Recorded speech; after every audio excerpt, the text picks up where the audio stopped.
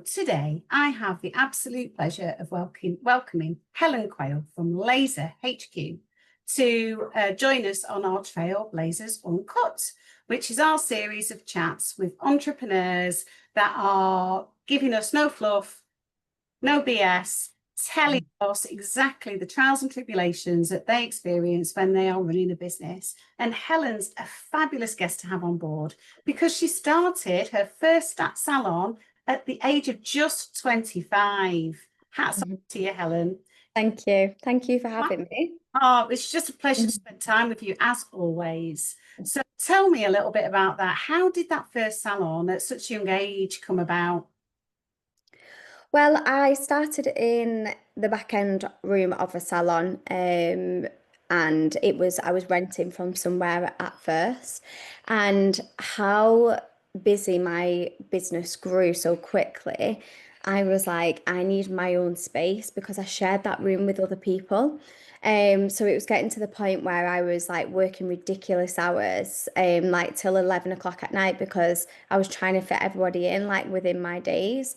So I thought it's time. It did take a while to actually find the perfect place, but we did find it in the end. And if I'm going to be completely honest, it was one of the most scariest things that I have ever done because you go from paying a certain room rent, which isn't a lot of money, to then now with all these overheads and these bills, and then you're going to have to um, employ staff to help you run this salon and clinic. So it was very scary, it was very daunting, and I feel like doing that at such a young age, at the time, it felt right and it felt like I was going in the right direction.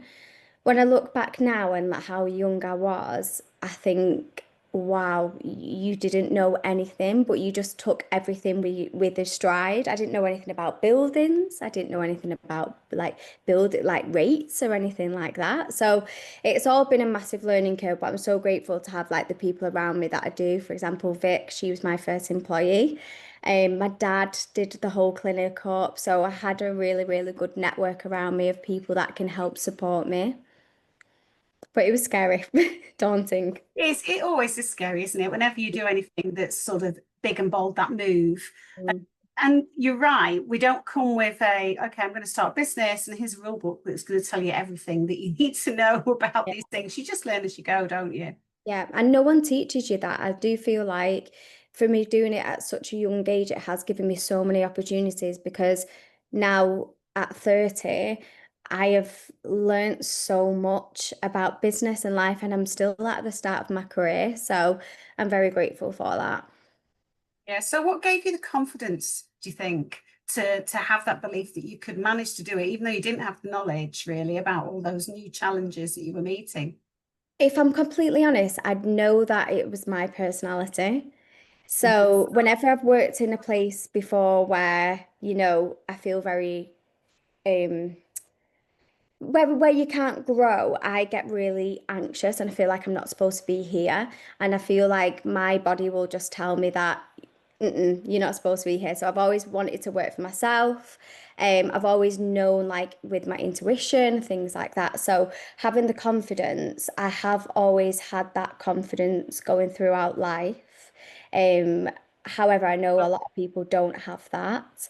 And as well, one big thing is a big fake it till you make it because you have to be that person you want to be already and pretending to be this person before you are that person and then you become into that next person. Does that make sense? Yeah, no, A complete very, sense.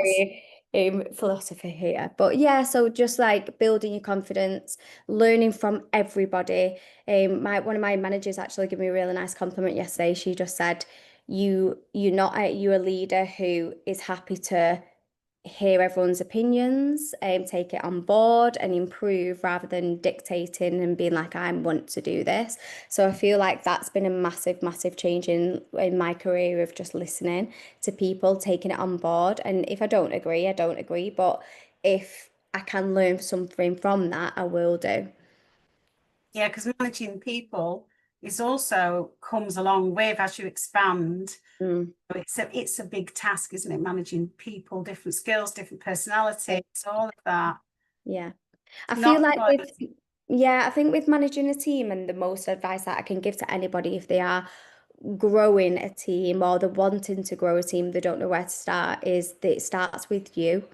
Because if you are working on yourself and you are in the best place you can be to have people around you, that is infectious. So when you are going through stuff and things like that, and because life isn't perfect all the time, it does, our business reflects that. But it's about taking the time out for you, um, not being a people pleaser, actually having to say no to sometimes, and actually, you're not liked by everybody, and that's okay to not be liked by everybody. That's one thing I did really struggle with when I was younger, was I wanted to be liked by everybody. I wanted to be everyone's friends. Whereas like now, I think I've got a business to run, and I'm kind, I'm caring, I'm a nice person. So if you don't like that, then that's absolutely fine. But we've Yeah, got no, money to make. it's very, very true. I think in business, like I will engage with people in a business way, and Mhm. that's one thing, but your personal stuff is, you have your friends outside of work, don't you? They're your friends, and you have people that you work with and Mhm. business with, and you're not going to be liked by everybody, Mm. because we're all different personalities and we all gravitate towards people in different ways and for Yeah. different reasons. So, but Mhm. obviously now fast forward 5 years, and it's been a whirlwind of 5 years because, Well, yeah, it's I've had my business 8 years, but I've had the clinic 5 years. The yeah, first, since you yeah. took the lead into your first business, Hmm. first actual salon, you've now got 5 locations, Hmm. turning over more than 1 million. How many staff have you got now? Um, just took to so about 20 staff we've got. So that's quite a growth in that short period of time from taking that one building on. Hmm. And as well, what we did with the building was, you've been in the building, Coral, it's a gorgeous old building. I only took on upstairs to the right hand side. So I only took on about 3 rooms. And then now we've like taken over the whole building apart bar from one room and one office. So we've actually grown as well within the building. So yeah, so since I've started that, it was just what I found was all these people traveling to come to me from these places, Liverpool, Leeds, Newcastle. That's why we decided to branch out into that area, because people were coming and be like, There's nothing in this area that is like you." And there's a lot of laser places, there's a lot of salons, etc. However, our ethos and how we do things and how we support people is completely different to anybody else. So I feel like that's how we expanded of what people were coming to us in them areas, and I thought, well, if there's nothing there, then we might as well make ourselves known there. And then yeah, we've opened in Harvey Nichols. I can't say anything because I've signed another NDA with somebody else, but we've got something exciting coming as well. And I feel like staying true to who you are and your morals within the business. Like my morals in the business is I want to change people's lives. I want women to feel good. I want to help people. And just having that main focus has just let everything else like come into play. So when you are now you've got these different sites, Mhm. does that have challenging managing people where you're not there every day? Because you've got your ethos, your values, you've trained them up. It's keeping that service level, Mhm. making sure they're doing it when you're not there. So do you find it difficult trying to get around all the places? That's been one of the most challenging things that I have faced over the past couple of years. I'm lucky to have an amazing managers and senior management team. So Emma, my area manager, obviously she goes around, checks on them. I do that as well, but because I've got her in place, she takes that load off me. But you can't watch people 24/7. So that has been the hardest. But we've just had to update loads of policies. We've just had to do all the boring things in business, which people don't want to do, but to protect the business and to protect the people within the business as well. I think that's really important. So we've just revamped all our policies, procedures, etc., and things like that. But I feel like you need to have them in place when something like that happens and you need to like intervene. But managing people is the hardest. And I think having a culture in the business, like I'm very much about culture. And I think when you own salons and clinics and you're in the beauty industry, a lot of people think that it's instantly a, can I swear? Yeah, do what you want. Bitchy environment. They think it's a bitchy environment. However, I am very, very set in stone that anybody who comes in and causes like any bitchy environment are gone, or they're told very sternly, because I will not allow that. Because we've all been in places where we've walked in and we've gone, "Ooh, feel something in here." Like Yeah. a feeling. It's all about feelings and how you make other people feel. And it sounds silly, but it's all about energy. So if your energy is off and you're coming to work, the client that you're doing, they're going to feel your energy. So I really try and focus on people's well-being, the mental health, trying to uplift them, trying to inspire them as well, because it isn't just that you are doing laser back to back, you can grow within this business. So it's exciting really, but it's one of the hardest is managing staff. Yeah, and you're in a customer focused customer service industry, and Mhm. absolutely right there. It is about energy, and you can tell. If I go somewhere, I can tell straight away it's like out for dinner or something, and the server's not like very happy. And your plate gets slammed down. You're like, oh, Yeah. bad day. Everything is energy and people can feel Yeah, that. So just having that sort of environment, and it is hard because people do have bad days. But it is a lot of our industry, you have to be an actress, I say. yeah, You have to leave everything at the door and come in. yeah, totally. So far, from what I'm getting you, the number one is your attitude. So have Mhm. attitude and belief in yourself to be able Yeah. to do this and take that leap. Understand you just learn as you're going along, you know. And it's okay to make mistakes as well, because that's how you learn. Because if everything was perfect, then you wouldn't learn. It's a constant learning curve. And I hold my hand up when I get things wrong, and I'm still learning. We all still learn. The world doesn't stay the same, does it? Nope. It's constantly changing. But you're also a big advocate for women's health. Mhm. Why is that such a driving force behind your brand, and how have you used your platform to make a difference? So I think when I first started, I had no idea about these conditions, so like PCOS and endometriosis and all the struggles that women actually face. And that's why I fell in love with the service so much, because I could contribute to somebody's life in a way that you wouldn't actually think.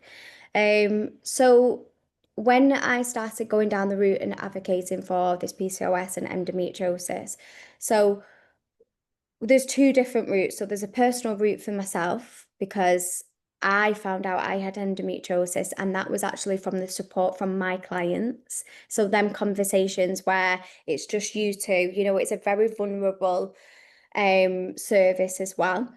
And the conversations that I've had with people within them rooms have actually made me think, oh, do you know what? I need to go and get checked, or that isn't normal what I'm experiencing. So you've got that side of things of my personal route, which has been a massive, massive influence on my life and my business, because I've had that support from clients and that knowledge from these women who have been through it or going through it. Or I remember again speaking to a gynecologist while I was doing a laser. So that for me, it's been a personal route of getting it out there, because it's so important to talk. And then on the side of the business route, was we would get messages all the time. We'd have people ring up and put the phone down because they'd be too embarrassed to speak on the phone. We'd have like floods of tears in consultations saying like I can't come in without any makeup on, etc. So I've found that this was a huge problem, that nobody actually spoke about it. This was obviously about 5 years ago now, whereas like social media has changed so much and people put themselves out there into the world. But back then it was all pretty pictures and my life is perfect. So these women who were walking through the doors, they'd go, "Oh, I'm really hairy," or "Oh, I've got a hairy face, I've got a beard," and I'm like, girl, I've done about 100 people today. Like, it was just about making them feel confident. So I started putting it out on social media. and saying to people like, you are not alone. And we do our Break the Taboo campaign, so we raise awareness and we raise money for it. And thank God it has massively changed over the past like 2 years. A lot more people are doing that. But at the time, I put my personal story out there, and it's a bit graphic, not going to lie, but I thought no, because people need to know this, and the response from people was really, really positive. So, yeah, I think that's been a massive driving force for our business as well, because it's been a personal route for myself, but then also a safe place for other people to come in and speak, and to get confidence, really. I think that's one of the positive things about social media when you're using it to reach other people and they can, and what you're saying resonates with them makes, and it is about creating that community of people where they feel they're not the only ones and not on their own. And it's very normal for many, many women. Yeah. So no, that's One of our first ever campaigns, a girl from Wales, a little town, shared one of our stories. She said shared one of our posts, and then somebody else from her town messaged her and said, "Oh, I have this," and then now they're friends from that. So just oh little things like that, you think, wow, like you actually don't know what impact you have on people's lives. yeah, So because it's understanding, you understand it firsthand, mhm, yeah, and so they can talk to you with confidence that you understand what they're going through. yeah. So that's really good. So let's talk about resilience, because in business you have to be resilient. You've got to have, haven't you? I feel a warrior. I feel like I'm like, nothing can get Yeah. past And me. especially as a leader of a business, your team do not want you to be sitting in a corner with your head in the sand. You have to be resilient even when it's tough. So Yeah, think about those times where it's been challenging, and you've had to be really resilient and dig deep. yeah. I mean, that's every week, to be honest. No, I'm joking. It's going really well at the moment, and I'm a little bit scared something's going to come up. I just think it's massively your mindset. So, but also give yourself that time. So, when something happens, I need a day. I need a day to cry. I need a day to moan, and I need a day to wallow in my sorrows and moan about it. So give yourself that time to have that. But as long as that doesn't last for very long and you turn that into, right, we've got this to do, um, and then moving forward and planning action, that's where you build resilience, because we're all not resilient. Things do upset us, and especially when business owners, and especially women, because it's so personal to them. A lot of times people set up businesses because of their struggles or something that they've gone through. So I feel like having your mindset of one, allowing yourself to feel is a massive thing, but don't let that spiral. Have a day where you go home early and you sit on the couch and you cry, or you get in bed and you cry. That's fine. However, we wake up the next day and we plan of action, and we move forward. A lot of the things that have happened within our business where, we've been within somewhere and they've closed. It's not been our fault, but we've got a full clinic in there. We've got staff in there. We're having to find a new space within like 2 weeks. It's been really, really challenging. But when you dig deep, you do find it. And especially when you own a business and you've got so many other people's lives on your head, you just find it within you. Yeah, I think it's very important what you say to allow yourself to have that, because we are not machines. Nope. So for me, very much, if I always find if something is going to go wrong or is going to be a chink in the road that's taking you off in a different direction that you hadn't planned for, usually there's like another thing will happen, another thing will happen, another thing will happen. So you Yeah. end up like that going, oh, what next? So Yeah. I tend to find I need to go on a big hike. I need, Mm. it's Mhm. like, okay, I'm going for a nice walk in nature or something just to allow that So, yeah. space. The Uh, best advice anybody uh, gave me was the 24-hour rule. Or was it 2-day rule? 24-hour rule. If something happens or somebody sends you something and it triggers an emotion, give yourself 24 hours. yeah, And I feel like being so young, and having that reactivity like 25-year-olds do, reacting straight away and then it turning into a massive thing. A lot of the time, like your thoughts and your feelings after 24 hours are completely different. Like you probably Yeah, find after the walk, totally. you go, actually, do you know what? I don't care. Yeah. We'll get something that will come through and I'll say, right to the team, I'm not going to respond to that now. We're going to leave it. We're going to Mhm. think about it. And then Yeah. quite often I'll call somebody that I know in business that is a trusted peer, Yeah. and I'll say, okay, this has happened. What do you think? Mhm. Then I'll mull over what they say, and then I'll go back to it. But Yeah. you're absolutely right. You just need to give yourself that bit of space because Mhm. it's challenging running a business. It is. So what advice would you give to young women who've got the ambition and are waiting for the right time to start? There is no right time ever to do anything. I feel like the world is changing so quick. So I've had a business and we've had COVID, we've had wars, we've had Yeah, sessions. recessions, like everything within that. If I would have stayed the same and been like, I'll just wait it out or I'll wait for this, I wouldn't have a business right now. So the thing as a business owner, you have to be so adaptable. I've always said we would never do, what did I say that we would never do? And then now we do. Can't think. But I've always, like back in the time where you think, oh no, I'll Yeah, never do that. But then things change. So you've just got to be so adaptable. So waiting for that right time, you're just going to miss it. And you're going to miss yeah. all the learning and you're going to miss the journey that you're supposed to go on. So it's just better to just go straight in, feet first, learn, and then you can build. And I think I absolutely agree with you. I don't think there's ever a right time. And I think truly there are only certain people that can run a business. And it Hmm. goes back to what you said at the beginning, attitude, Yeah. resilience, Mhm. listening, all of those things. And if you've got that, you're just going to have to crack on. Yeah. Because it will never be an easy ride. It's never an easy ride. It's never smooth or plain sailing. Do you Uh, know what I think? I think I could never ever work for anybody. So you've got to make this work. You don't like being told what to do, Helen, so you've got to do it. yeah, I was similarly for me. I was employed for many, many years, but I remember doing one of those psychometric testings, when I was employed and it came out with saying unmanageable. And my boss was like, "Ah, yeah, Yeah, I would be didn't like know." that. So you're running a high growth business Hmm. and you're advocating for change.